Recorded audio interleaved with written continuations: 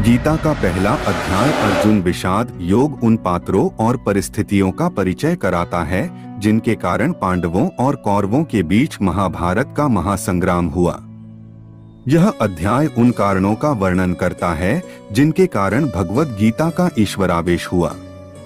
जब महाबली योद्धा अर्जुन दोनों पक्षों पर युद्ध के लिए तैयार खड़े योद्धाओं को देखते हैं तो वह अपने ही रिश्तेदारों एवं मित्रों को खोने के डर तथा फलस्वरूप पापों के कारण दुखी और उदास हो जाते हैं। इसलिए वह श्री कृष्ण को पूरी तरह से आत्मसमर्पण करते हैं।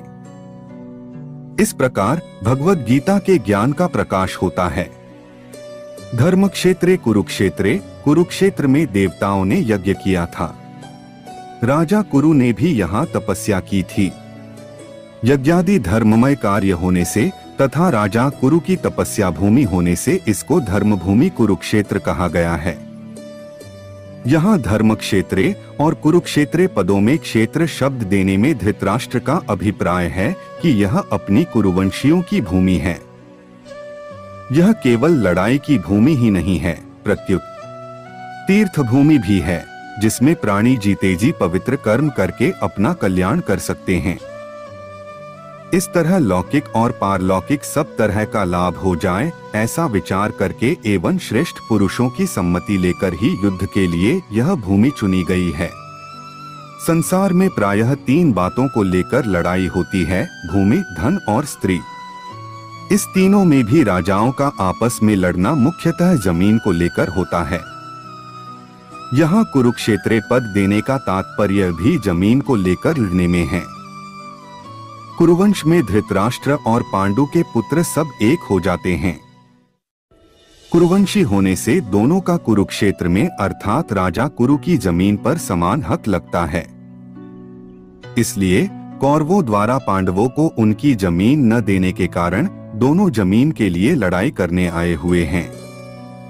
यद्यपि अपनी भूमि होने के कारण दोनों के लिए कुरुक्षेत्र पद देना युक्तिसंगत, न्याय संगत है, तथापि हमारी सनातन वैदिक संस्कृति ऐसी विलक्षण है कि कोई भी कार्य करना होता है तो वह धर्म को सामने रखकर ही होता है। युद्ध जैसा कार्य भी धर्मभूमि, तीर्थ भूमि में ही करते हैं जिससे युद्ध में मरने वालों का उद्धार हो जाए, कल्याण हो जाए। अतः यहाँ कुरुक्षेत्र के साथ धर्मक्षेत्र पद आया है। यहाँ आरंभ में धर्म पद से एक और बात भी मालूम होती है। अगर आरंभ के धर्म पद में से धर लिया जाए और 18वें अध्याय के अंतिम श्लोक के मम पदों से मल लिया जाए तो धर्म शब्द बन जाता है। अतः संपूर्ण गीता धर्म के अंतर्गत है, अर्थात धर्म का पालन करने से गीता के सिद्धांतों का पालन हो जाता है और गीता के सिद्धांतों के अनुसार कर्तव्य कर्म करने से धर्म का अनुष्ठान हो जाता है। इन धर्म क्षेत्रे कुरुक्षेत्र पदों से सभी मनुष्यों को यह शिक्षा लेनी चाहिए कि कोई भी काम करना हो तो वह धर्म को सामने रखकर ही करना चाहिए। प्रत्येक कार्य सबके हित की दृष्टि से ही करना चाहिए, केवल अपने सुखाराम की दृष्टि से नहीं, और कर्तव्य के विषय में शास्त्र को सामने रखना चाहिए। गीता 16:24। संवेता युयुत्सवः, राजाओं के द्वारा बार बार संधि का प्रस्ताव रखने पर भी दुर्योधन ने संधि करना स्वीकार नहीं किया। इतना ही नहीं, भगवान श्री कृष्ण के कहने पर भी मेरे पुत्र दुर्योधन ने स्पष्ट कह दिया कि बिना युद्ध के मैं तीखी सुई की नोक जितनी जमीन भी पांडवों को नहीं दूंगा। टिप्पणी पर 0.2.1 तब मजबूर होकर पांडव भी युद्ध करना स्वीकार किया है। इस प्रकार मेरे पुत्र और पांडुपुत्र दोनों ही सेनाओं के सहित युद्ध की इच्छा से इकट्ठे हुए हैं। दोनों सेनाओं में युद्ध की इच्छा रहने पर भी दुर्योधन में युद्ध की इच्छा विशेष रूप से थी। उसका मुख्य उद्देश्य राज्य प्राप्ति का ही था। वह राज्य प्राप्ति धर्म से हो चाहे अधर्म से, न्याय से हो चाहे अन्याय से, विहित रीति से हो चाहे निषिद्ध रीति से, किसी भी तरह से हमें राज्य मिलना चाहिए, ऐसा उसका भाव था। इसलिए विशेष रूप से दुर्योधन का पक्ष ही युयुत्सु अर्थात युद्ध की इच्छा वाला था। पर धर्म की मुख्यता थी। उनका ऐसा भाव था कि हम चाहे जैसा जीवन निर्वाह कर लेंगे पर अपने धर्म में बाधा नहीं आने देंगे, धर्म के विरुद्ध नहीं चलेंगे। इस बात को लेकर महाराज युधिष्ठिर युद्ध नहीं करना चाहते थे, परंतु जिस माँ की आज्ञा से युधिष्ठिर ने चारों भाइयों सहित द्रौपदी से विवाह किया था, उस माँ की आज्ञा होने के कारण ही महाराज युधिष्ठिर की युद्ध में प्रवृत्ति हुई थी। टिप्पणी पर 0.2 अर्थात केवल मां के आज्ञा पालन रूप धर्म से ही युधिष्ठिर युद्ध की इच्छा वाले हुए हैं। तात्पर्य है कि दुर्योधन आदि तो राज्य को लेकर ही युयुत्सु थे, पर पांडव धर्म को लेकर ही युयुत्सु बने थे। मामकाः पांडवाश्चैव, पांडव धृतराष्ट्र को अपने पिता के बड़े भाई होने से पिता के समान समझते थे और उनकी आज्ञा का पालन करते थे।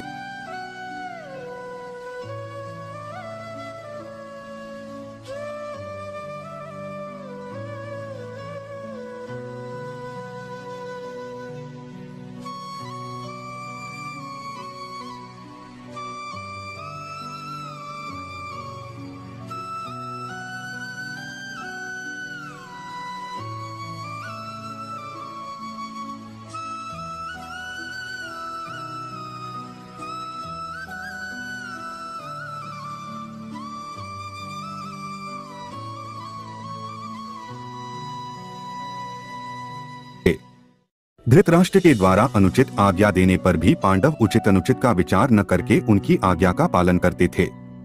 अतः यहाँ मामकाः पद के अंतर्गत कौरव टिप्पणी पर 0.3 और पांडव दोनों आ जाते हैं। फिर भी पांडवाः पद अलग देने का तात्पर्य है कि धृतराष्ट्र का अपने पुत्रों में तथा पांडुपुत्रों में समान भाव नहीं था। उनमें पक्षपात था, अपने पुत्रों के प्रति मोह था। वे दुर्योधन आदि को तो अपना मानते थे, पर पांडवों को अपना नहीं मानते थे।